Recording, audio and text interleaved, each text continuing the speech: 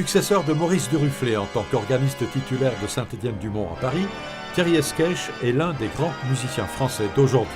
Compositeur d'une centaine de pièces de musique de chambre, de symphonie, de concerto, d'opéra, ces pièces sont inscrites au répertoire des plus grands orchestres européens et américains et interprétées par des artistes d'exception comme les frères Capuçon, Valéry Gergiev, Lisa Batiashvili, Paul Meyer.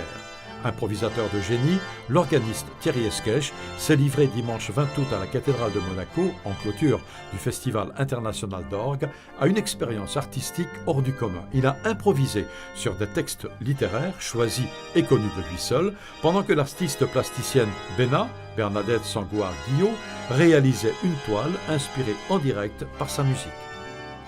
C'est la première fois en fait, j'ai fait beaucoup de choses, j'ai improvisé avec des films, j'ai improvisé avec des acteurs, j'ai composé, joué avec des tas d'instruments différents les plus loufoques possibles.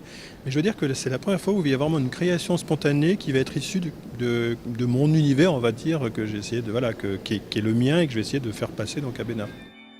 C'est un tel bonheur de se laisser traverser par la musique. Puis c'est ce que je vais faire, je vais happer cette musique, au même titre que le public va happer la musique.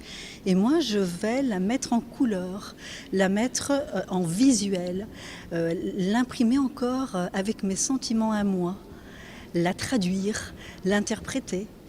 Donc c'est comme une découverte, c'est magique. C'est du bonheur d'aller vers cette découverte-là. Et puis après, il y a la confiance qu'on peut avoir avec le musicien que je ne connais pas, que j'ai rencontré 10 minutes avant de rentrer sur scène.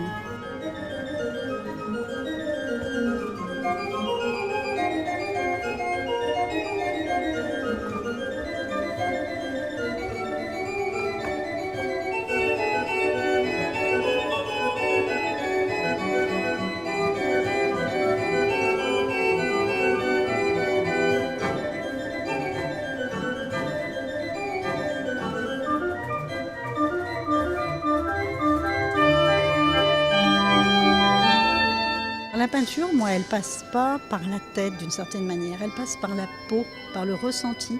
Et c'est quelque chose de très physique, c'est-à-dire que j'ai un besoin physique de mettre telle ou telle couleur. Je ne prends pas le temps d'analyser, on n'a pas le temps d'analyser, il ne faut surtout pas. Donc tel son, ça me donne telle sensation et je réponds avec une couleur.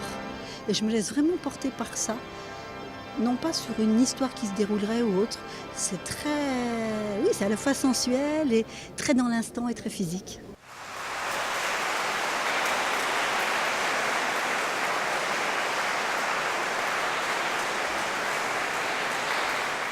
Maestro, qu'est-ce que vous pensez de l'œuvre de Béna que vous avez inspirée ?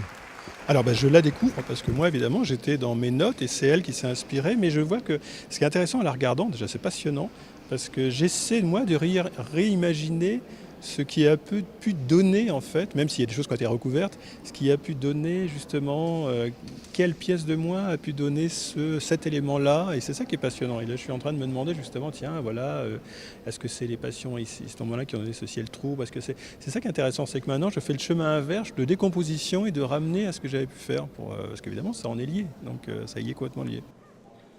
Du bonheur, c'est sûr. Du bonheur dans l'échange et puis du bonheur de voir que le public ressent des choses, s'étonne aussi, voit des images que je n'ai pas vues. Enfin, c'est vraiment un moment, c'est vraiment un mouvement artistique.